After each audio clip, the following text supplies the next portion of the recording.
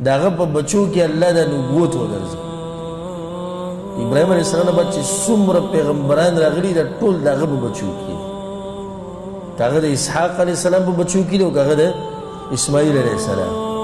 نو ځکه دته ویل کېږي ابو الانبیا، د پیغمبرانو پلار. پیغمبرانو پلار هغه ابراهیم علیه السلام دی. ته ور الله نعمت ورکو، د کوششونه محنتونه ډېر کړو، الله دې ته بچو کې پیغمبري پرېښود. بله فایده او بل حکمت چې کله د پکې دینداري وه او د دین سره د شوق او عبادتونه دي کول، الله به ستا په بچو کې نیک عمله بچي پیدا کوي. دا ډېر داسې پکې وي چې په خپله به ښه بېدینې خو ارمان یې سره چې بچي صحیح هغه دینداره شي. دی به هر قسمه ګناه کوي او هر قسمه نافرمایي د الله کوي، خو وایي چې دی بچو نه کولی. ته دا غواړې نو بیا په خپله ځان سیده کړه. کله چې ستا د دین سره محبت او دینداري ده پکې وه، الله به ستا په بچو کې نیکان او صالحان پیدا کوي. د هغې دپاره محنت او کوشش پکار دی. اولنۍ محنت ځان به سیده کوي، دویم محنت د دې بچو دپاره به داسې مور ګوري چې هغه دیندار وي. کله چې ته واده کې او ښځه ګورې، جنۍ ګورې، نو داسې جنۍ وګوره چې سبا له ستا په ذهن کې چې دا ګوره زما د بچو تربیت به کوي. ګوره ته داسې ښځه راولې چې هغه نه په دین پوهېږي او نه په دنیا پوهېږي، صرف په دې پوهېږي چې انګولی به څنګه پخوي. دا به ستا د بچو څه تربیت وکړي؟ دا به هغوی ته څه عقل وښیي؟ دا به هغوی ته څه دین وښیي؟ ټول ورځ کنځلې او وهل ټکول او خیرې او بېدیني، دا ماشومان په دغه ماحول کې لوی شي، دوی به هم دغه شی دي. اول به ځان برابر کې، بیا به له مور داسې وګورې، د هغې نه بعد به بیا د بچو باندې کوشش کوې. الله به ستا بچي نیک عمله وګرځوي.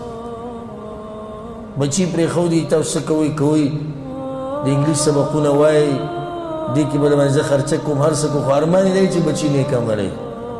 ارمان یې دا دی. ګوره چېرته ته هغو ته عقیده نه ده ښولې، چېرته دې هغوی ته دین نه دی ښولې، څنګه ته دا ارمانونه ساتي؟ ابراهیم علیه السلام باندې الله امتحانونه راوستو، پای کې هغه کامیاب شو. نتیجه دا چې په بچو کې الله نبوت د همیشه دپاره پرېښود. ټول پیغمبران د هغه په بچو کې راغلي. نو دا ابو الانبیا دی.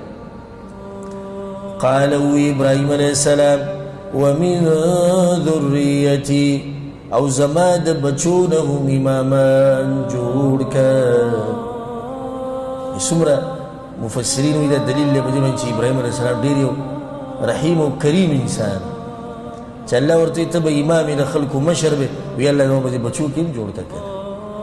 د بچو سوچ او فکر، د بچو سوچ او فکر پکار دی چې پلار دیسي، پکار دی چې مور دیسي، چې زما د بچي نه په دین کې یو غټ سړی جوړ شو، په دین کې هغه د خلکو امام شوی، د خلکو مشر شوی.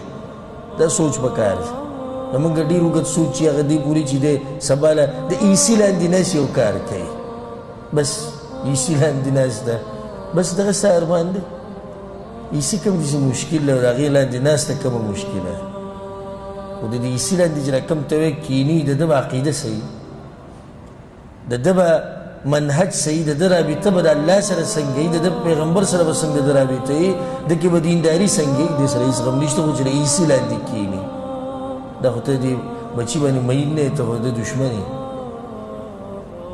او که ته دته دین وښیې او سبا له دې نور لاندې کېناستو او نور ته کېناستو، هېڅ خبره نه ده. دا تکلیف د لږ وخت پورې دی. ابدي ژوند چې کوم دی، د هغې سوچ ترې راغستی، دا اصل په بچو باندې مین مور پلار دي. ابراهیم علیه السلام زر دعا وغوښته، ویل زما په دې بچو. بله فایده دلته بچو دپاره دعاګانې غوښته. زمونږ پښتانه صرف خیرې کوي اکثر، د زنانو خو سره تپوس مه کوه، خو سړي دا کوي اکثر. زنانه خو هغو د خیرو مشینې چې سهار راپاسې د شپې پورې دومره خیرې وکړي چې په حساب کې هم نه راشي. الله دې تباه که، الله دې وشرمه، الله دې ذلیله که، الله دې ستړی که، الله دې ملا ماته که. ښه معمولي خیرې هم نه دي که نه، لکه الله دې تباه که، دا معمولي خبره الله دې ذلیله که دا معمولي خبره؟ الله دې ملا ماته که دا معمولي خبره؟ الله دې وشرموه دا معمولي خبره؟ الله دې ستړی که دا معمولي خبره؟ دا خیرې بوټه کې بیا دا بچې هم دقه شه سپېرې بیا وروسته جړاګانې ولې دی داسې شو تا چې ته هغه دپاره دعا نه غوښتې لاس نه وجر کړي چې الله هدایت وله ورکړي ځان عادت کوي په دې باندې دا زما نصیحت دی سړو ته او زنانو ته ټول ته چې ځان عادت کړي چې غوسه کېږي په دې ډېره غوسه کې دا دعا غواړه یا الله ته یې پوه کړي یو ورځ